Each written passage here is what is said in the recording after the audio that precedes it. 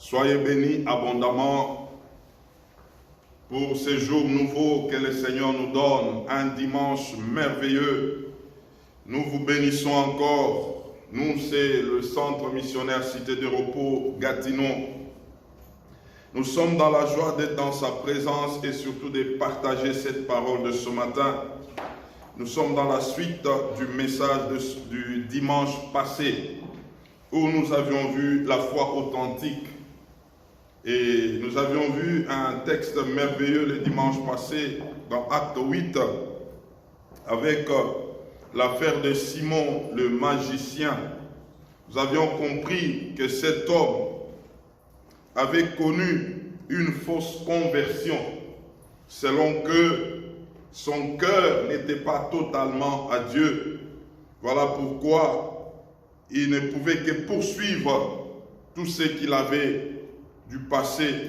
Il voulait une continuité. Ce matin, nous avons un texte ou quelques textes qui vont nous aider à comprendre d'une manière parfaite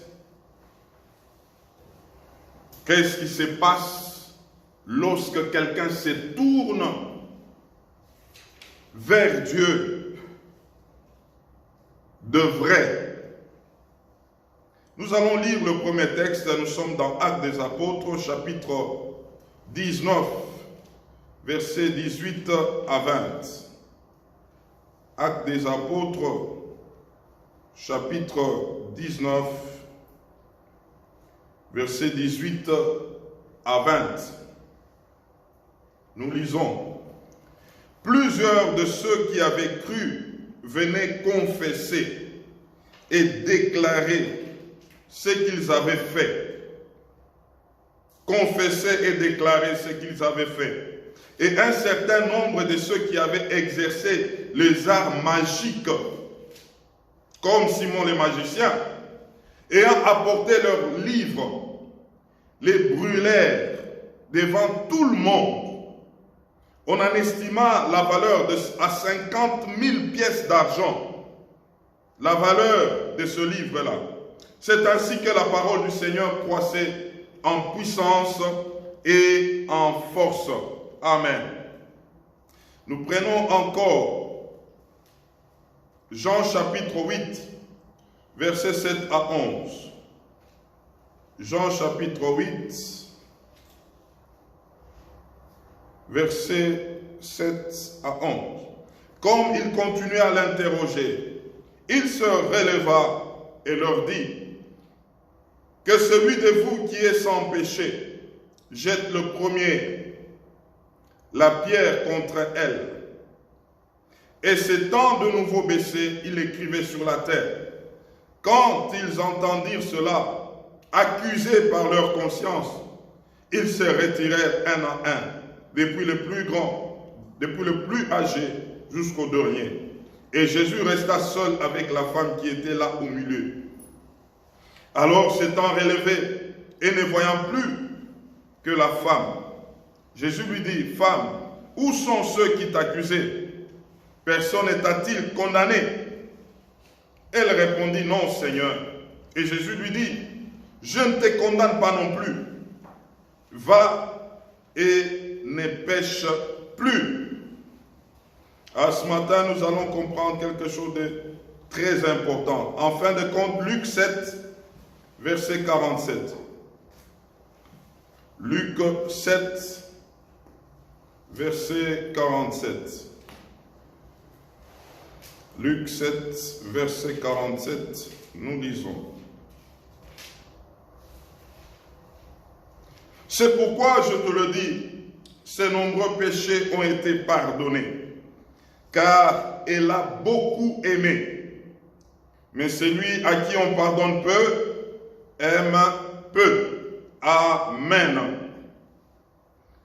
Gloire au Seigneur.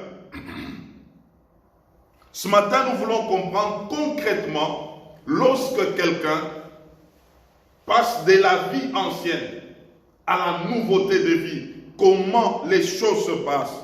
Parce que nous sommes en train de voir notre thème qui est intitulé « La foi authentique ». Le fait de croire d'une manière authentique, c'est quoi? Nous avions vu dimanche passé, comme nous avions dit, concernant Simon le magicien. Cet homme, quand il a vu Philippe en train d'opérer sous l'onction du Saint-Esprit, il s'est approché. Il a vu comment est-ce que les gens croyaient et se faisaient baptiser. Il a fait la même chose. Il s'est passé pour quelqu'un qui a cru. Il est allé même dans les autres baptêmes. Et il était attaché à Philippe jusqu'à ce que les apôtres Pierre et Jean sont arrivés à Samarie. Et ils ont imposé de main aux gens afin qu'ils reçoivent le Saint-Esprit. Simon a vu et il est allé aussi. Mais il n'est pas allé comme les autres. Mais il a brandi l'argent demandant la puissance. Et c'est comme ça que Pierre l'avait repoussé. Que cet homme, son cœur n'était pas droit. En réalité, nous avions dit dimanche passé que Simon n'était pas converti. Simon cherchait une continuité. Il avait la magie avec lui. Il voulait faire au-delà maintenant, selon qu'il voyait de Philippe ce qu'il faisait. Mais aujourd'hui, nous allons comprendre. Lorsque quelqu'un se tourne vers Dieu de vrai, qu'est-ce qui se passe? On nous présente un texte ici dans Acte 19, où Paul à Éphèse, il était là en train de prêcher l'évangile. Et beaucoup de gens le suivaient. Et pendant qu'il annonçait l'évangile, la Bible nous dit qu'il y a eu un grand nombre de gens. Ils se sont tournés vers Dieu. Ils ont cru au message. Et après avoir cru au message, qu'est-ce qu'ils ont fait? La Bible dit, premièrement, ils se sont mis à confesser publiquement ce qu'ils avaient fait lorsqu'ils étaient des païens. Publiquement, ceux qui ont cru, ils se sont tournés vers Dieu de vrai. Les autres qui étaient tout autour d'eux les entendaient confesser publiquement ce qu'ils avaient fait quand ils étaient des païens. Ça, c'était la première des choses. La deuxième des choses, ce même peuple qui ont cru, ils se sont mobilisés. Chacun est rentré chez lui pour amener tous les effets magiques, les pratiques magiques qu'ils faisaient quand ils étaient des païens. Ils les ont apportés, des livres, des faux dieux. Ils ont amené. Et la Bible dit, on a évalué le prix de livres qu'ils avaient apportés était à combien? À 50 000 pièces d'argent. C'était donc des gens qui étaient impliqués dans la magie. C'était des gens qui avaient une vie sans Dieu et ils pratiquaient cette vie païenne. Mais quant à Simon, on n'a pas vu cela. Jamais la Bible nous a parlé de Simon en train de confesser ce péché. Jamais la Bible nous a parlé de Simon qu'il a apporté ses effets magiques. Mais on nous présente un Simon, après le baptême, il demande la puissance. Et donc cet homme ne s'était jamais séparé avec ses pratiques magiques.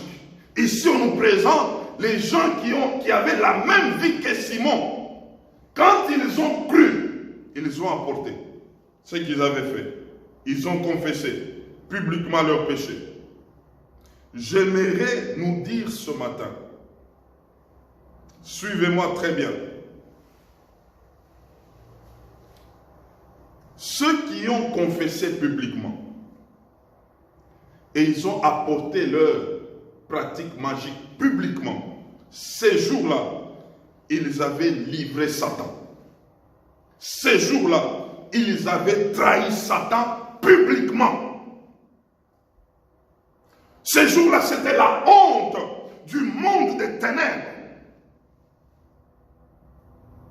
Laisse-moi te dire ce matin que Satan est fort là où il contrôle les choses d'une manière secrète dont lui seul et Dieu et toi connaissent. J'aimerais reprendre cela. Satan est fort là où il contrôle les choses d'une manière secrète dont lui seul, Dieu comme il est omniscient et toi-même connaissent. Quand Satan contrôle quelqu'un comme ça, c'est là qu'il fait son travail d'accusateur.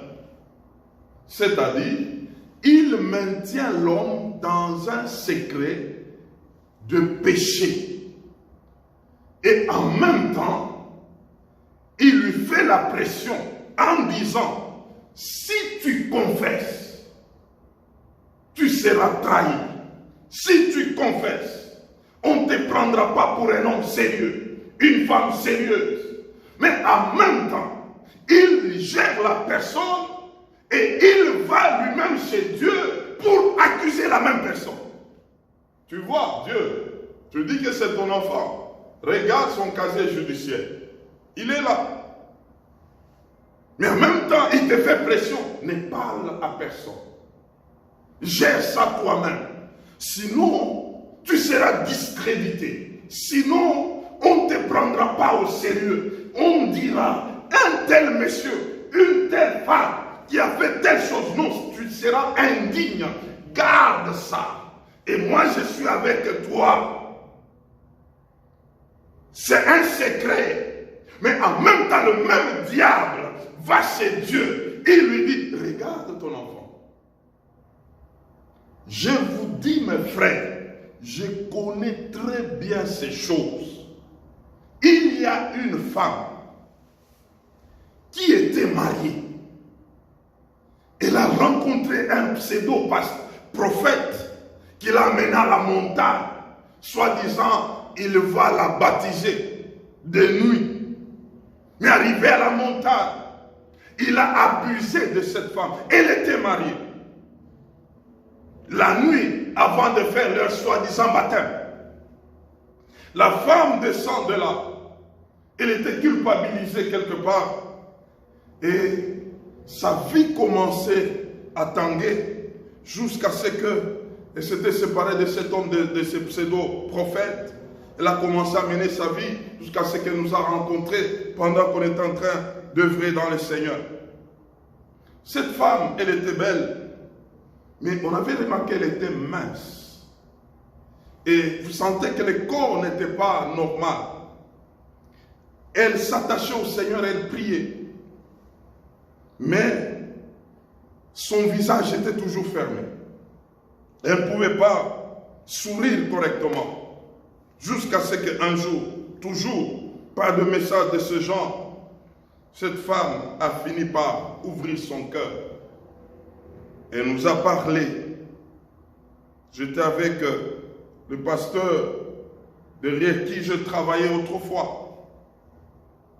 Alors, elle nous a parlé. Elle a expliqué cette affaire qui datait plus de 15 à 17 ans. Elle n'avait jamais confessé à personne. Maintenant, elle nous a donné un détail important. Elle dit à tout temps qu'elle pouvait s'approcher de son mari. Il y avait cette image-là, de cet homme-là, qui l'a travaillé. Et donc, elle ne pouvait pas. Deux fois, elle regardait seulement son mari. Elle voit l'image de cet homme. Ah, on lui a dit, cette affaire, il faut régler. On va prier avec toi. Ne sois pas pressé, nous prions. Et le Saint-Esprit va t'aider. Tu vas parler avec ton mari. Son mari fut catholique. Un catholique convaincu. Il avait fait même le petit séminaire autrefois. La femme tremblait parce qu'elle craignait son mari. On a prié, on a dit, tu vas aller, mais ne le fais pas comme ça mécaniquement. le Saint-Esprit va te préparer, va préparer le cœur de ton mari. Et le Saint-Esprit l'a fait une fois. Et la femme est allée sans dire et elle a parlé avec son mari. Voilà ce qui m'est arrivé une fois. Elle a expliqué tous les faits. Le mari catholique cartésien qu'il était, il regarde sa femme une fois, deux fois. Il dit, ah, c'est aujourd'hui que je comprends que tu pries de vrai. Je te pardonne. Cette femme a reçu le pardon de son mari. Quelques semaines, quelques mois, la femme, le corps a commencé à s'ouvrir. Elle commence à prendre le poids.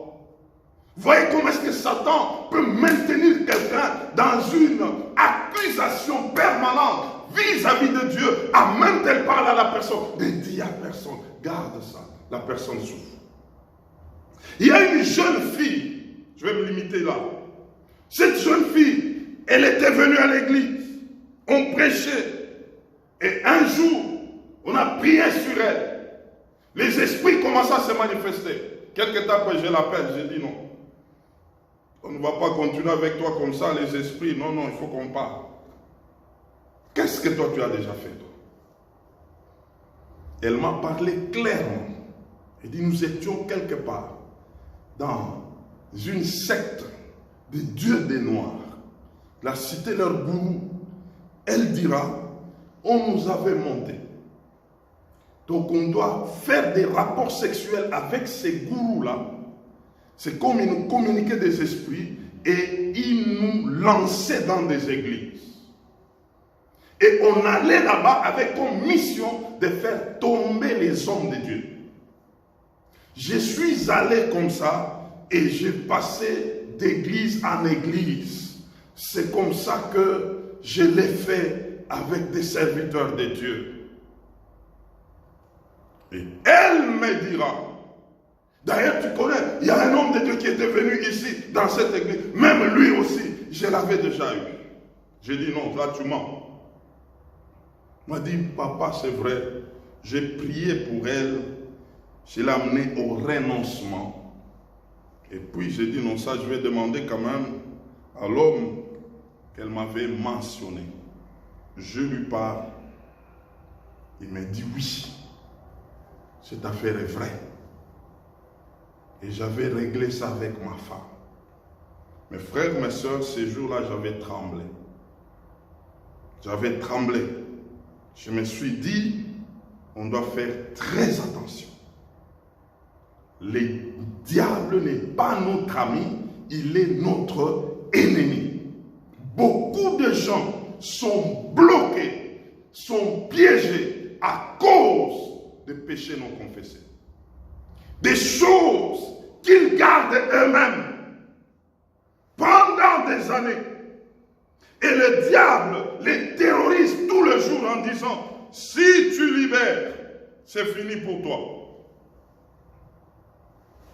Vous savez, je vais vous dire une chose ce matin. Il y a des gens encore troublés par Satan en disant ceci. Il y a des gens, moi j'ai entendu, des gens dire, non en tout cas, moi, cet homme de Dieu ou cette église, moi je n'aime pas ça parce que je suis allé me confier chez un serviteur de Dieu, j'ai parlé de mes problèmes, j'ai confessé mes péchés et après cela, tout le monde était au courant de ça. En réalité, il fallait confesser devant tout le monde. Il fallait confesser devant tout le monde pour que Satan soit trahi devant tout le monde. Et donc, quand la chose-là est connue, en réalité, si tu n'es plus dans la chose-là, elle ne te concerne pas. Vous savez, 2 Corinthiens chapitre 5, verset 17 nous dit, si quelqu'un est en Christ, il est devenu une nouvelle création. Les anciennes choses sont passées et toutes choses sont devenues nouvelles. Et donc, je me dis, lorsque tu te plains de ce que on a confessé, on a parlé de ton passé, que tu as confessé, c'est que ton passé là n'est pas encore passé. Il n'est pas encore passé, c'est passé, est encore là. En réalité, il faut qu'il y ait cette ligne de démarcation. Tout ce qui a été du passé ne t'engage plus lorsque nous prenons 2 Corinthiens 5, 17. Ça ne t'engage plus. Ça ne t'engage plus. Oh, que Dieu te libère. Que tu sois réellement libre. Oh, beaucoup ne comprennent pas ces jeux du diable. Moi aussi, je confesse, les gens vont se moquer de moi. Si je parle, ils ne vont pas me trouver sérieux. J'aimerais vous dire, nous avons lu Jean 8, 7 à 11. On nous a parlé d'une femme qu'on a trouvée en flagrant délit d'adultère et prêt à la lapider. Et tous les sacrificateurs, la foule avait des pierres et l'ont amené chez Jésus. Pour dire, voilà, notre loi nous dit une telle femme, et toi-même tu connais. Jésus leur a rétorqué la question. Il dit, c'est lui qui n'a jamais commis un péché, qu'il prenne la première la pierre et qu'il jette sur la femme. La Bible dit, et tous étaient condamnés par leur conscience. Chacun d'eux a commencé à reculer. En réalité, Jésus voulait tout simplement leur dire que Romains 3, 23 dit, tous ont péché et sont privés de la gloire de Dieu. Tous. C'est que moi et toi, même toi qui m'entends, on n'est pas nés enfants de Dieu. Tous nous sommes devenus enfants de Dieu. Ça veut dire, un jour, nous avions été sauvés, pardonnés par le sang de Jésus-Christ. Et ce sang-là a lavé nos péchés et a fait de nous des enfants de Dieu. Et donc, il n'y a personne qui peut pointer quelqu'un en disant, tel, c'est un pécheur, voilà ce qu'il a fait dans le passé, je peux commencer à me moquer de la personne. Si quelqu'un se moque de toi, c'est que cette personne, soit elle-même n'est pas sauvée, soit elle-même ne comprend pas ce qui se passe sur le monde spirituel. C'est ainsi que j'aimerais que tu comprennes 2 choses à propos de cette femme que Jésus a dédouanée pratiquement. La première des choses, ceux qui ont connu une vraie repentance, tu ne les verras jamais se moquer des autres qui se repentent. J'aimerais qu'on comprenne cela. Ceux qui se sont repentis de vrai, qui ont expérimenté le pardon de Dieu et qui sont devenus des enfants de Dieu, lorsqu'ils entendent quelqu'un en train de confesser, en train de déclarer ses péchés, en train de renoncer à ses péchés, de telles personnes ne peuvent jamais se moquer parce qu'elles se diront que nous aussi, nous sommes passés par le même chemin. Il n'y a personne qui est descendu du ciel pour commencer à vivre sur cette terre sans péché. Tous, nous avons été rachetés, sauvés par le sang de Jésus-Christ. Au contraire, quand ils entendent quelqu'un comme ça, en train de confesser ce péché, en train de renoncer à ce péché, ils peuvent commencer à glorifier le Seigneur en disant encore, le Seigneur continue à sauver, le Seigneur continue à libérer, parce que nous voyons encore quelqu'un d'autre nous rejoindre en se libérant de ses péchés. Deuxièmement, ceux qui sont pardonnés par Dieu, ils se sont libérés de leurs péchés, se donnent de nouvelles résolutions avec l'aide du Saint-Esprit de ne plus rentrer dans la vie passée. Ça, c'est une dimension d'une repentance sincère. C'est-à-dire, ils se disent, parce que j'ai été pardonné d'autant de forfaits, je me donne la résolution, avec l'aide du Saint-Esprit, de ne plus rentrer dans les anciennes choses. Parce que j'ai été pardonné à un grand prix, désormais, ma vie vie sera une vie où je vais plaire au Seigneur. D'abord, dans sa volonté, il prend une telle résolution, il prend une telle décision. Avec le pouvoir du Saint-Esprit, il le saura, il le fera correctement parce qu'il sait de là où il a été tiré. Et donc, il ne peut que se tourner de vrai vers Dieu. C'est pourquoi on nous dit, à celui à qui on a beaucoup pardonné, il aimera beaucoup. Et je m'aurais dit, lorsque une telle personne, il était tout le temps, autrefois, dans le péché, il tombait, et puis il dit, maintenant j'ai confessé, maintenant je rentre à Dieu. Et vous remarquez, la même personne faire les mêmes choses comme autrefois. Soit sa repentance n'était pas sincère, soit la personne n'est pas convertie. Il y a des choses, lorsque nous les traversons et nous avons compris ce que ces choses ont fait dans nos vies, lorsque nous les traversons, nous allons dire plus jamais ça. Plus jamais. Je vais clôturer avec un monsieur. Cet homme, c'est Onésime. Il est dans le texte de Philémon qui n'a pas de chapitre. Cet homme, Onésime, avait une vie. En premier, et il avait obtenu une autre par après.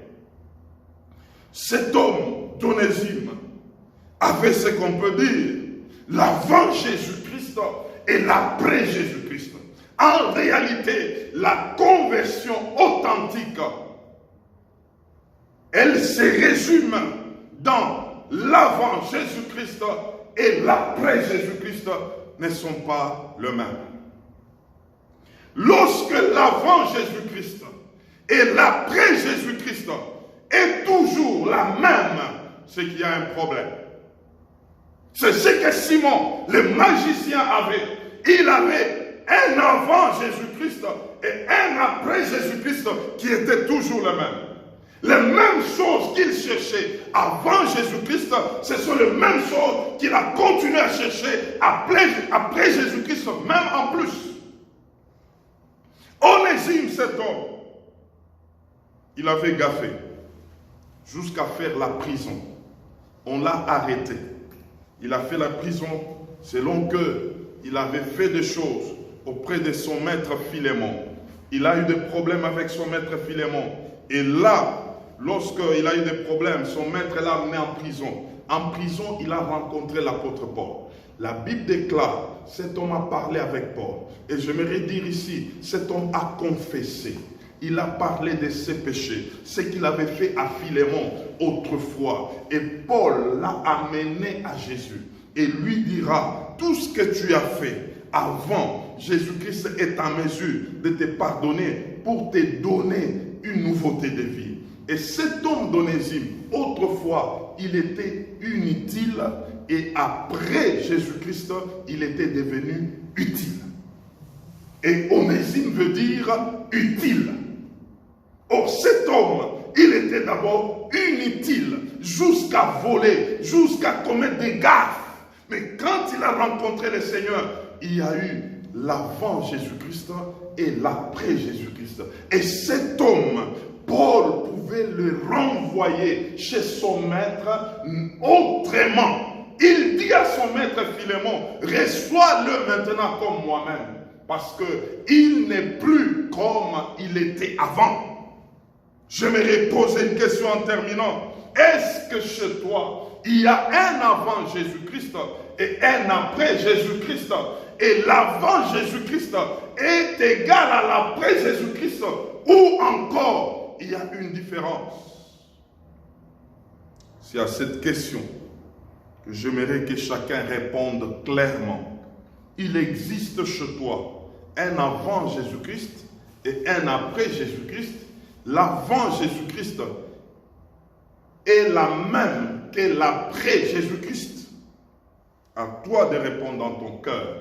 Si tel est le cas, gloire à Dieu. Si tel n'est pas le cas, il y a une continuité. Mon frère, ma soeur, il faut revoir sa conversion.